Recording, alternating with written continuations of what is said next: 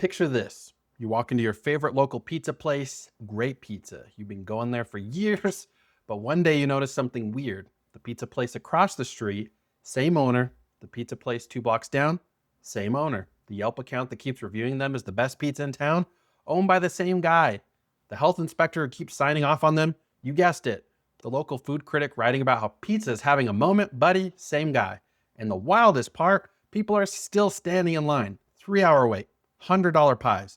Folks posting their slices on Instagram like they just got engaged. Welcome to the trading card grading industry in 2026, where one company quietly owns nearly the entire pizzeria district, and we're all still acting surprised when the pizza tastes weird. I want to talk about PSA alternatives today because there are alternatives. There should be alternatives, and after what's gone down in the last 6 months, you'd have to be in a coma not to start asking some questions. Strap in. This one is juicy. Okay, quick crash course for the folks in the back. PSA has been the 800-pound gorilla of card grading since basically forever. They started in 1991. They've graded over 75 million collectibles. When you Google Charizard worth, the first result is a PSA slab. They are the name, the brand, and for a long time, people accepted the PSA premium. Send your cards to PSA, wait 6 months, pay extra, and get the slab that buyers actually want. Fine, whatever, that's the price of liquidity. We all paid the tax, but then a couple things happened. First, PSA's turnaround times turned into Greek tragedies. People sending cards in spring and getting them back when their kids were in second grade. Pricing crept up, bulk submissions stopped feeling like bulk. Cool. Then came the buyback scandal. Stay with me. Some collectors started noticing something strange about PSA's own card buying program, where PSA buys your cards back from you and resells them. Turns out a batch of cards PSA originally graded as 9s, meaning PSA themselves looked at these cards, decided they were not perfect, sent them back, were later showing up for sale in PSA's own inventory. Graded 10s. 11 of 30 cards, 36%, had magically been upgraded to 10s once PSA owned them. Be so for real with me right now. The same eyeballs that said this is a 9, then said actually this is a 10, right after the company started owning the inventory. That's not grading. That's a sommelier rating his own wine after he bought the vineyard, the restaurant, and the magazine. To PSA's credit, they regraded them once collectors caught it. But the damage was already done, and the question the rest of us are stuck asking is, how many times has this happened and nobody noticed? And this is where I completely lost it, because we're paying premium prices, waiting half a year, paying to use their buyback program, paying to use their grading service, paying to use their auction house, and the assumption was always that we were the customer. We are not the customer anymore. We are the inventory. Get out of here. And it gets worse. Wait until you hear who they're cousins with now. So PSA is not just PSA. PSA is owned by a parent company called Collectors. Big holding company, lots of fingers and lots of pies. And here's where the floor drops out.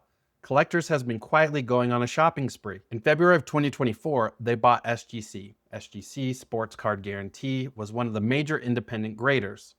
Known for the fastest turnaround in the industry, beloved by vintage collectors, the little guy bought done. Then in December of 2025, Collectors announced they were acquiring Beckett, BGS, the other big name, the subgrade guys, the black label guys, the grader that for 2 decades was literally PSA's #1 rival. As of right now, that puts Collectors in control of PSA, SGC, and Beckett, roughly 80% of the trading card grading market by volume. 80% of an entire industry, one company. This is not an antitrust theory. This is an antitrust fact pattern. A congressman named Pat Ryan sent a letter to the FTC demanding an investigation into whether the acquisitions represent antitrust violations. A private antitrust lawsuit was also filed in California, naming Collectors, PSA, SGC, and Beckett as defendants seeking damages and forced divestment. I want you to picture the conflicts of interest here. PSA grades your card. If PSA is wrong, who do you cross grade to? Used to be Beckett, same company now. Used to be SGC, same company now. The second opinion is the same opinion in a different costume. And by the way, what happened the last time Collectors bought a grading company? When SGC got acquired, independent operations were promised. Their president left, volume fell, turnaround times extended. So when they tell us Beckett will continue to operate independently, I have, let's say, questions. The only major independent grader left standing is CGC, one company holding the entire concept of competition in its hands. We are one signed PDF away from cards being graded by a single corporate entity that also owns the secondary market and the population reports and probably the auction house and probably your soul.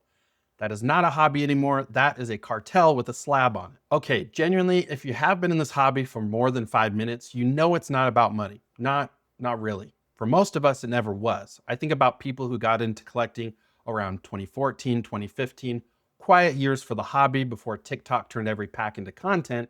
You collected because you liked the cards. You traded with your buddies after work. You'd open a binder at the kitchen table and feel like a kid for 45 minutes. It was a corner of your life that wasn't trying to sell you anything, it just was.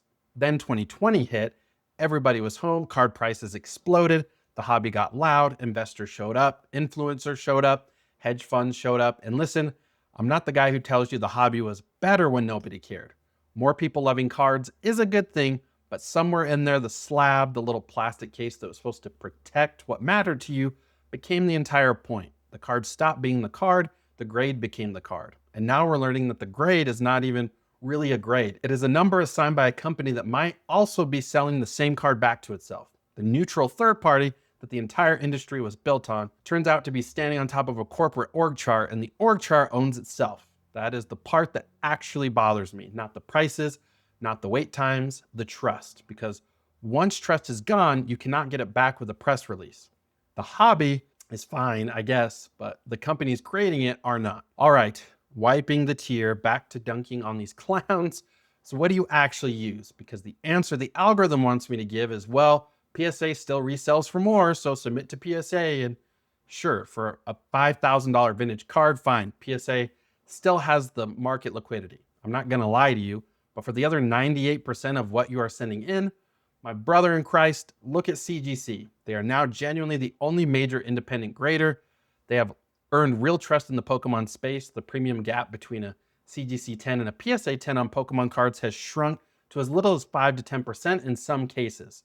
And frankly, that gap should be your tip jar for not funding a monopoly. Tag grading is also out here doing the tech forward thing with computer vision and AI assisted grading, fastest turnaround in the industry.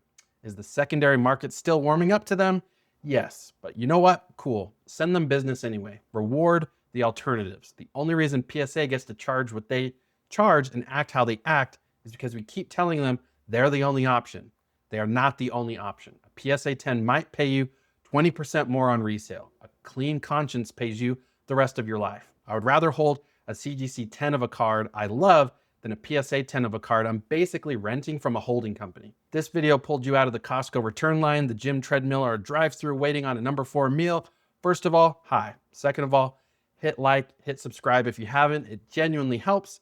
And drop me a comment with this one. What's a company in any hobby, cards, games, whatever, that lost your loyalty and never got it back? I want stories.